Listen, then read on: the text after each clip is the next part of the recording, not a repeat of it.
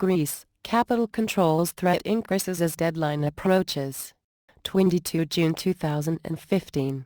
The announcement last week by Greece's central bank that it may be forced to start implementing capital controls eliminating the ability of Greeks who still have any money in the bank to withdraw it or send it to another country for safekeeping may just be a ploy to bring more pressure on the Troika, European Central Bank, IMF, and eurozone countries, to release the last batch of funds from Bailout Number 3. Withdrawals by nervous Greeks began last fall as bailouts number 1, 2, and 3 were only pushing the country further into recession. Withdrawal from the eurozone itself became increasingly likely, with the result that the euro would be replaced in Greece with a new currency with much less purchasing power. Ever since Greece joined the European Community, later to be called the European Union, it has enjoyed far better credit ratings than it deserved. Assured that default was now no longer an option, central banks and other international financial institutions were more than willing to loan Greece all the funds they wanted, and Greek politicians responded to the largesse with enthusiasm.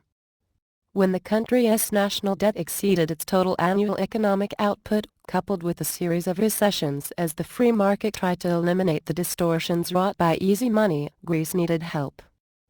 In May 2010, the Troika issued Bailout Number One in the amount of $125 billion to keep the country afloat financially until June 2013.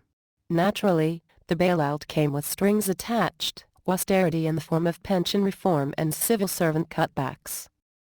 A year later Bailout Number 2 was implemented as Greece was unable to fulfill its part of the bargain agreed to under Bailout Number 1. It received another $200 billion along with a scolding that it must adhere to the austerity measures of Number 1 that it had just violated. This time private creditors unlucky enough still to be holding Greek bonds were forced to accept a 50% haircut along with extended terms on what was left. Bailout Number 2 in effect extended Bailout Number 1 for a total now owing to Greece's creditors, after the haircuts, of some $275 billion. By December 2012, Greece had defaulted on so many of its previous promises that the Troika offered Bailout Number 3, adding another $10 billion in loans to the mounting pile of unpayable debt, and extending the theoretical payback deadline to January 2015. By this time the austerity measures imposed by the Troika were putting the Greek economy into the red. Unemployment soared to 25%. More than 50% among young people, and checks to civil servants and pension plan beneficiaries were in jeopardy. The Greek parliament called a special election for December 2014, following which the far-left Syriza faction took control.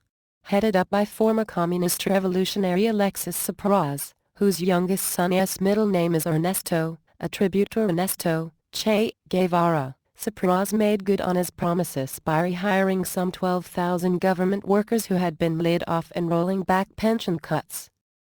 This was just too much for the Troika, which withheld its last bit of help until June 30, hoping that Tsipras would relent and reinstall the measures that were destroying Greece. Some $35 billion has already left Greek banks, with the amount leaving touching $1.80 billion on Friday last week as savings account holders' nervousness about the outcome of Monday's meeting of the Troika and other officials about Greece's future continued to grow.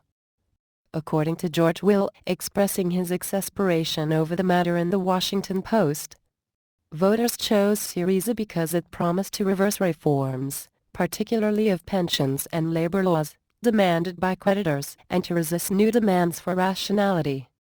Further proof of irrationality appeared when Tsipras claimed that the Troika's unreasonable expectations were designed to humiliate Greece.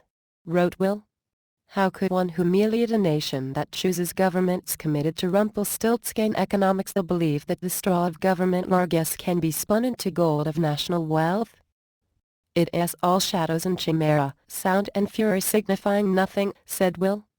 The EU has a flag no one salutes, an anthem no one sings, a president no one can name, Martin Schulz, a parliament whose powers subtract from those of national legislatures, and a bureaucracy no one admires or controls, and rules of fiscal rectitude that no member is penalized for ignoring.